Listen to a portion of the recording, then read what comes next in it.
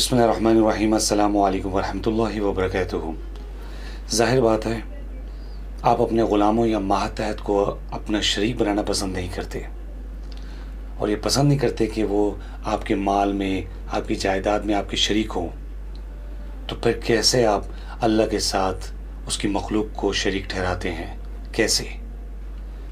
फिर क्यों कहते हैं या अली मदद? क्यों कहते हैं या रसूलुल्लाह, या बरी इमाम, या गौसे आज़म, या गरीब नवाज? कैसे? वो कहाँ हैं? अपनी कब्रों में हैं। वो कब्रों में है अपनी। आपकी बात कैसे सुन सकते हैं? आपकी फरियाद कैसे सुन सकते हैं?